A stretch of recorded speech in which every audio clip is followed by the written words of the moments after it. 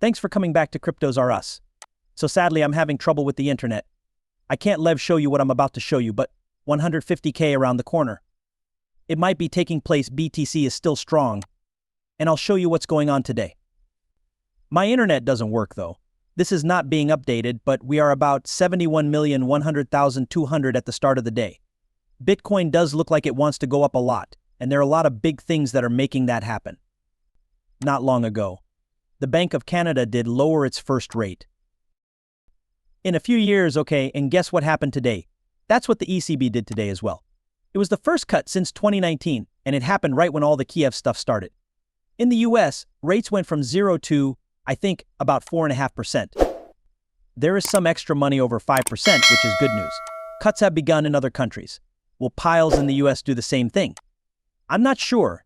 This month, the FOMC is meeting. I still don't think it's likely. But hey, maybe he gives in to the pressure, or this gives them a reason to do it by saying other people are doing it.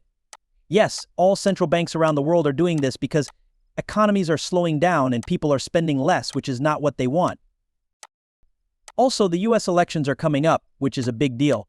In fact, this is pretty good. Might the rate go down at the end of the month? I really hope it doesn't happen, but there's a small chance it might. Of course, I can't show you that now, but I can show you this. Today, I also saw that Robinhood bought Bitstamp. Robinhood is very serious about adding more crypto options. 50 countries have rules about Bitstamp. They offer hundreds of cryptocurrencies, and Robinhood will now be competing with sites like Coinbase, Binance, and Kraken. They're taking this very seriously, so I don't know how they'll grade it, but I'm looking forward to the day when you can trade hundreds of cryptocurrencies on Robinhood. That's going to change the game for them. That's pretty big. That's a pretty big deal for ETFs. We know that a huge amount of money came into ETFs yesterday.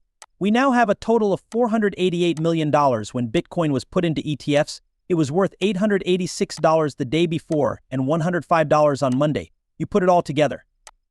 What do you mean when you say that? Then, you're talking about close to $1 billion, guys. $1 billion, and we had 17 days in a row of money coming in. Okay, this is going to add up. I've seen notes that say, wow, there's so much inflow, it's not going up in price. Why is that? Wait a while. As it stands, there is only so much Bitcoin in circulation. This takes it out of circulation. There are still a lot of them. And yes, some of them are for sale. I read that a miner had to sell because they needed to grow after the event where the amount of silver was cut in half. So it's clear that there are still buyers. Take a moment to think about the big players, the banks, family offices, pension funds, and anything else they buy. Once they buy, they won't sell. They're putting it in a balance sheet and holding on to it for years. This is essentially taking Bitcoin out of circulation, and the supply shock I've been talking about is already happening and will continue to happen from institutions, whales, and regular people. That's why that $150,000 could be right around the corner, and this isn't just from some average person. Joe, this is from Standard Chartered, which is one of the biggest banks in the world. One of their experts is people now say Bitcoin will reach $150,000 by the end of the year. Hey, where else did you hear that from me? Yes, but I'm just a YouTuber. This is a man who works for Standard Chartered. He thinks that we could see 100,000 by the end of June. It's already June. He's talking about big data like salary data that can make Bitcoin go up. He's also talking about the race and other things, right? This is from a bank, guys. Banks usually don't like cryptocurrency, but Standard Chartered knows these people and doesn't mind. Why? Don't fight it, just accept it, right? You do better if you accept it. They aren't really competing. Yes, they do, but it's still better this way. There are a lot of signs that Bitcoin is about to go up a lot. It could happen right now. Hey, Mike Novogratz also thinks Bitcoin will reach $100,000 by the end of the year. That is very traditional. I really believe that 125 to 150 is an achievable goal by the end of the year. I believe we can reach 100K by July or August if things keep going the way they are. A lot of shorts set their sell orders right around 71 to 73,000, which is why we haven't been able to break above. But once we get past that 80 to 90 mark, the 100 mark is right around the corner. There is nothing in the air that can stop the flow. Here's another one. The most important Bitcoin chart of all time has 94 troy. It's about the M2 money supply. Inflation happens because there's a lot of money in circulation and more is always being added. That's why the central banks have to cut or raise interest rates. Because of this, the M2 money supply is growing. It hasn't grown in a while because you can see how quickly it went up in 2020. It's beginning to grow again though. That means that prices will always go up. Please understand this: prices will always go up. Anywhere, it's going to keep going up, but when the money supply starts to rise, what do you think happens? You could see the link, right? Big one goes up whenever world liquidity goes up. Big one doesn't go anywhere when it goes sideways, right? So yes, it's going up, and Bitcoin is already worth $71,000, so think about that. It makes sense that a lot of people would use that money to buy Bitcoin or ETFs, right? That is also really helping things, and it will keep helping as we look at some charts. What's going on? Movement in the short run. There were also a lot of good things. You can see the reverse head and shoulders design from Crypto Rover here. Once more, when Bitcoin breaks out, there's not much that can stop it from going up.